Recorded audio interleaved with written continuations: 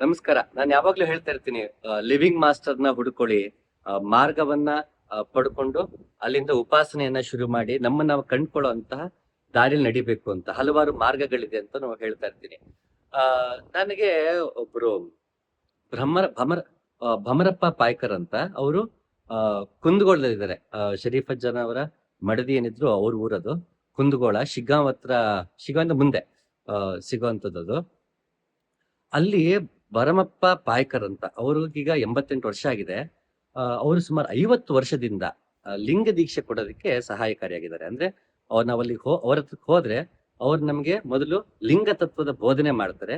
ತದನಂತರ ನಾವು ಯಾರು ಜಿಜ್ಞಾಸವಾಗಿ ಹೋಗಿರ್ತೀವಿ ಅವ್ರಿಗೆ ಅವ್ರು ಸಿದ್ಧವಾಗಿದ್ದಾರೆ ಅಂತ ಅವ್ರಿಗೆ ಅನ್ಸಿದ್ರೆ ಆಗ ಅವರು ತಮ್ಮ ಗುರುಗಳ ಹತ್ರ ಕರ್ಕೊಂಡೋಗಿ ವೀರಶೈವ ಪದ್ಧತಿಯಲ್ಲಿ ಲಿಂಗ ದೀಕ್ಷೆಯನ್ನ ಕೊಡಿಸ್ತಾರೆ. ಸೊ ಈಗ ಅವ್ರನ್ನ ಹೋಗಿ ಮೊನ್ನೆ ಸಂದರ್ಶನ ಮಾಡ್ಕೊಂಡು ಬಂದೆ. ಸಾಧ್ಯವಾದಷ್ಟು ಇನ್ನು ಎಲ್ಲೆಲ್ಲಿ ಈ ರೀತಿ ದೀಕ್ಷೆಯನ್ನ ನೀಡ್ತಾರೆ, ಎಲ್ಲೆಲ್ಲಿ ಗುರು ಮಾರ್ಗಗಳು ಸಿಗತ್ತೆ ಅಂತವನ್ನ ಆದಷ್ಟು ತಮ್ಗೆ ಪರಿಚಯ ಮಾಡ್ಕೊಳ್ಳೋ ಪ್ರಯತ್ನ ಪಡ್ತೀನಿ. ಇಲ್ಲ ಹೇಳುವಂತ ಯಾವುದೇ ಗುರುಗಳ ಬಗ್ಗೆ ಆಗ್ಲಿ ಮಾರ್ಗಗಳ ಬಗ್ಗೆ ಹೇಳ್ತೀನಿ. ಅಲ್ಲಿ ಯಾವುದೇ ರೀತಿಯ ಜಾತಿ ತಾರತಮ್ಯಗಳಿಂದ, ಧರ್ಮಗಳ ಭೇದ ಇಲ್ಲ. ಯಾರು ನಿಜವಾಗ್ಲೂ ಜಿಜ್ಞಾಸವಾಗಿರ್ತಾರೋ ಅವರೆಲ್ರಿಗೂ ಅಲ್ಲಿ ಅವಕಾಶ ಇರುವಂತ ಮಾರ್ಗಗಳು ಮತ್ತೆ ಪದ್ಧತಿಗಳನ್ನೇ ಆದಷ್ಟು ನಾನು ಪರಿಚಯ ಮಾಡ್ಕೊಡೋದಕ್ಕೆ ಪ್ರಯತ್ನ ಪಡ್ತೀನಿ. ಇಲ್ಲಿ ಭಮರಪ್ಪ ಪಾಯ್ಕರ್ ಅವ್ರ ಮನೆಗೆ ಹೋದಾಗ ತುಂಬಾ ಖುಷಿ ಆಯ್ತು. ಅವ್ರು ಹೋಗಿ ಭೇಟಿಯಾಗಿ ಅವ್ರ ಮಾರ್ಗ ಯಾವ ರೀತಿ ಇದೆ ಎತ್ತ ಅಂತೆಲ್ಲ ಕೇಳಿ, ಅಷ್ಟು ಹಿರಿ ಜೀವ. 1938 ಆತ ಅವ್ರು ಹುಟ್ಟಿದ್ದು. ಈಗ ಸುಮಾರು 88-89 ಆಗಿರ್ಬೋದು ಅವ್ರಿಗೆ ವಯಸ್ಸು. ಅವರು ಪರಿಚಯ ಮಾಡ್ಕೊಡ್ಬೇಕು ಅಂತ ಹೇಳಿ ಶೂಟ್ ಮಾಡ್ಕೊಂಡು ಬಂದಿದ್ದೀನಿ. ಈ ಸಂದರ್ಭದಲ್ಲಿ ಪಂಚಾಚಾರ್ಯರು ಅಷ್ಟಾವರಣ, ಶತಸ್ಥಲ ಅಂತ 3 ಬುಕ್ ಅದಾವು ತತ್ವಗಳು. ಪಂಚಾಚಾರ್ಯರು ಅಂದ್ರೆ ಹೆಂಗೆ ನಡ್ಕೋಬೇಕು, ಸದಾಚಾರ, ಶಿವಾಚಾರ, ಗಣಾಚಾರ, ಭೃತ್ಯಾಚಾರ ಅಂತ 5 ಅವು. ಅಷ್ಟಾವರಣ ಅಂದ್ರೆ ಗುರು, ಲಿಂಗ, ಜಂಗಮ, ವಿಭೂತಿ, ರುದ್ರಾಕ್ಷಿ, ಮಂತ್ರ, ಪಾದೋದಕ, ಪ್ರಸಾದ, ಇವು 8 ಅಷ್ಟಾವರಣಗಳು. ಶತಸ್ಥಲ ಅಂದ್ರೆ ಭಕ್ತ, ಮಹೇಶ, ಪ್ರಸಾದಿ, ಪ್ರಾಣಲಿಂಗಿ, ಶರಣ, ಐಕ್ಯ ಅಂತಕ್ಕಂಥವು ಶತಸ್ಥಲಗಳು 6. ಇವು 3 ಕುಡಿದ್ರೆ ವೀರಶೈವ. ಇವು ಅಷ್ಟು ದಳಪತಿ ಒಳಗೆ ಬರ್ಬೇಕು. ಇವಷ್ಟನ್ನ ಆಚರಣೆ ಒಳಗೆ ತಂದೇನೆ, ಪಂಚಾಚಾರ್ಯ ತಂದೇನೆ. ಅಷ್ಟಾವರಣಗಳನ್ನು, ಗುರುಲಿಂಗ ಜಂಗಮರನ್ನು ಪೂಜೆ ಮಾಡ್ತೀವಿ, ಕರೆಸ್ತೀವಿ, ಮನೆಗೆ ಎಲ್ಲ ಮಾಡ್ತೀವಿ. ಮತ್ತು ಶತಸ್ಥಲ ಭಕ್ತರಾಗಿ, ಮಹೇಶನಾಗಿ, ಪ್ರಸಾದಿಯಾಗಿ, ಪ್ರಸಾದಿ ಪ್ರಾಣಲಿಂಗಿಯಾಗಿ ಇವು ಆಚರಣೆ ಒಳಗೆ ತಂದೇನೆ. ಇವನ್ನೆಲ್ಲ ಜನರಿಗೆಲ್ಲ ಬೋಧ್ ಮಾಡ್ಕೊಂತ ನಾನು ಇಲ್ಲಿವರೆಗೆ ಜೀವನ ಸಾಗಿಸ್ಕೊಂಡು ಬಂದೇನೆ. ನಿಮ್ಗೆ ಆಸಕ್ತಿ ಇದೆಲ್ಲ ಮೂಡಿದ್ ಹೆಂಗೆ? ಇದ್ರಲ್ಲ ಆಸಕ್ತಿ ಮೂಡಿದ್ ಹೆಂಗೆ? ಯಾವಾಗ ನಿಮ್ಗೆ ಮಾರ್ಗ ಆಯ್ತು? ತೋರಿಸಿದ್ದಾಗ ಬಂದತ್ತ ನನಗೆ. ಇದು ಕಲಿತೆ ಯಾರ್ದಾರು ಕಲಿದ ಕಲಿಸಿದ್ದಲ್ಲಿದೆ, ತಾನ ಉತ್ಪತ್ತಿ ಆಗೈತಿದೆ. ದೇವರು ಈ ತಲೆ ಹಾಕಿ ಆ ಪರಮಾತ್ಮನೇ ನನಗೆ ವಿದ್ಯೆ ಕೊಟ್ಟಾನ.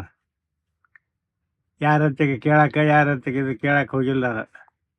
ನನ್ನಂತಕ್ಕೆ ಕೇಳ್ತಾರೆ ದೊಡ್ಡವ್ರ ಸ್ವಾಮಿಗಳು, ಬಳೆಹಳ್ಳಿ ಸ್ವಾಮಿಗಳು ಕೇಳ್ಯಾರ ಅವ್ರಿಗೆ ಪ್ರಶ್ನೆ ಉತ್ತರ ಹೇಳಿ.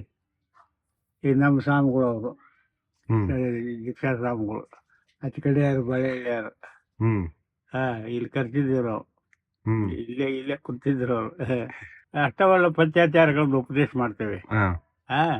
ಗುರು ಅಂದ್ರೇನು, ಲಿಂಗ ಅಂದ್ರೆ, ಜಂಗಮ ಅಂದ್ರೆ ಏನು, ಪಾದೋದಕ ಪ್ರಸಾದ ಅಂದ್ರೆ ಏನು, ಇವನ್ನ ಅರಿದಾರಿಗೆ ತಿಳಿಸ್ಕೊಟ್ಟು ಆ ಮಾರ್ಗದಲ್ಲಿ ಅವ್ರು ತರ್ತೇವೆ. ಸಾಧ್ಯವಾದಾಗ ಮತ್ತೊಂದು ಸಂಚಿಕೆಯಲ್ಲಿ ಮತ್ತೊಬ್ಬ ಗುರುವನ್ನು ಅಥವಾ ಮತ್ತೊಂದು ಮಾರ್ಗವನ್ನ ಎಲ್ಲಿ ಗುರುಮಂತ್ರ ನೀಡಿ ಎಲ್ಲಿ ದೀಕ್ಷೆ ನೀಡುತ್ತಾರೆ, ಯಾವ ರೀತಿ ಇದೆ ಅಂತ ನಾನು ತಿಳಿಸೋದಕ್ಕೆ ಪ್ರಯತ್ನ ಪಡ್ತೀನಿ.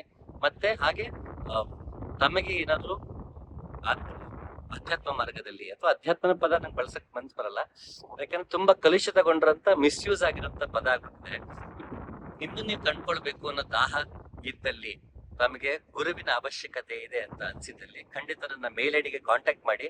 ನನಗೆ ಅಂದ್ರೆ ಮೊದಲು ವ್ಯಕ್ತಿ ನನಗೆ ಪರಿಚಯ ಆಗಿ ಅವರ ಅವಶ್ಯಕತೆ ಏನಿದೆ, ಯಾವ ರೀತಿ ಅವರೀಗ ಯಾವ ಹಂತದಲ್ಲಿದ್ದಾರೆ, ಅವರ ತುಡಿತ ಯಾವ ರೀತಿ ಇದೆ, ಮತ್ತು ಅವರ ಸ್ವಭಾವ ಯಾವ ರೀತಿ ಇದೆ ಅಂತ ನೋಡಿ ಅವರ ಸ್ವಧರ್ಮಕ್ಕೆ ತಕ್ಕಂತೆ, ಅವರ ಗುಣಕ್ಕೆ ತಕ್ಕಂತೆ, ದೈಹಿಕವಾಗಿರ್ಬಹುದು, ಮಾನಸಿಕವಾಗಿರ್ಬಹುದು. ಯಾಕಂದ್ರೆ ಕೆಲವರು ಹೇಳ್ತಾರೆ, ಕೆಲವರು ದಪ್ಪ ಇರ್ತಾರೆ ಅಥವಾ ಕೆಲವರು ತುಂಬಾ ಸಣ್ಣ ಇರ್ತಾರೆ, ಕೆಲವರಿಗೆ ಉಸಿರಾಟದ ಸಮಸ್ಯೆ ಇರುತ್ತೆ. ಎಲ್ರಿಗೂ ಎಲ್ಲಾ ಮಾರ್ಗಗಳು ಸೂಟ್ ಆಗಲ್ಲ. ಕೆಲವರಿಗೆ ತುಂಬಾ ಬೆನ್ನೋವಿರುತ್ತೆ, ಅಂತವ್ರಿಗೆ ಕೆಲವೊಂದು ಮಾರ್ಗಗಳು ಸೂಟ್ ಆಗಲ್ಲ. ಅದರಲ್ಲಿ ಕೆಲವು ಆಸನಗಳು ಹಾಕೋದಕ್ಕೆ ಕಷ್ಟ ಆಗತ್ತೆ. ಕೆಲವೊಂದು ಮೂಲಾಧಾರವನ್ನ ಜಾಗೃತಿಗೊಳಿಸಕ್ಕೆ ಕೆಲವೊಂದು ಉಸಿರಾಟದ ಪದ್ಧತಿಗಳಿರುತ್ತೆ. ಅದನ್ನ ಮಾಡಕ್ ಹೋದಾಗ ಅದೇನಾಗತ್ತೆ, ಬೆನ್ನಿಗೆ ನೋವಾಗಬಹುದು, ಹಲವಾರು ಬೇರೆ ಬೇರೆ ಆರೋಗ್ಯದ ಮೇಲೆ ಪರಿಣಾಮ ಬೀರುತ್ತೆ. ಅದಕ್ಕೋಸ್ಕರ ಅವರ ಆರೋಗ್ಯ ಪರಿಸ್ಥಿತಿ ಹೇಗೆ, ಅವರ ಮಾನಸಿಕ ಪರಿಸ್ಥಿತಿ ಹೇಗೆ ನೋಡಿ ಅದಕ್ಕೆ ಸೂಕ್ತವಾದಂತಹ ಹಲವಾರು ಜನ ಇದ್ದಾರೆ. ಅದು ಕೆಲವೊಬ್ರು ಸಂದರ್ಶನ ಕೊಡಕ್ಕೆ ಒಪ್ತಾರೆ, ಕೆಲವೊಬ್ರು ಒಪ್ಪಲ್ಲ. ಯಾಕಂದ್ರೆ ತುಂಬಾ ಗೌಪ್ಯವನ್ನ ಕಾಪಾಡ್ಕೊಳ್ಳಕ್ಕೆ ಇಷ್ಟಪಡೋದು ಹಲವಾರು ಜನ ಇದ್ದಾರೆ. ಹಾಗಾಗಿ ಯಾರಿಗೆ ಯಾವ ಮಾರ್ಗ ಸೂಕ್ತ ಅನ್ಸುತ್ತೋ ಅದನ್ನ ಅವ್ರ ಜೊತೆ ಮಾತಾಡಿ ಚರ್ಚೆ ಮಾಡಿ ಅಂತಹ ಗುರುಗಳ ಹತ್ರ ಪರಿಚಯ ಮಾಡ್ಕೊಡುವಂತ ಪ್ರಯತ್ನ ಪಡ್ಬೇಕಂತಿದ್ದೀನಿ. ಸೊ ತಮ್ಗೆ ಯಾರಿಗೆ ಆಸಕ್ತಿ ಇದ್ರೂ ನನ್ನ ಇಮೇಲ್ ಐಡಿ ಕಾಂಟ್ಯಾಕ್ಟ್ ಮಾಡಬಹುದು. ನನಗೆ ಪರಿಚಯವಿರುವಂತಹ ಮಾರ್ಗಗಳು ಮತ್ತೆ ನನಗೆ ಪರಿಚಯವಂತಹ ಗುರುಗಳು ಯಾರಿದ್ದಾರೆ ಅವ್ರನ್ನ ಪರಿಚಯ ಮಾಡ್ಕೊಡೋ ಪ್ರಯತ್ನ ನಾನು ಮಾಡ್ತೀನಿ ಅಂತ ಹೇಳ್ತಾ ಮತ್ತೊಂದು ಸಿಗ್ತೀನಿ. ನಮಸ್ಕಾರ.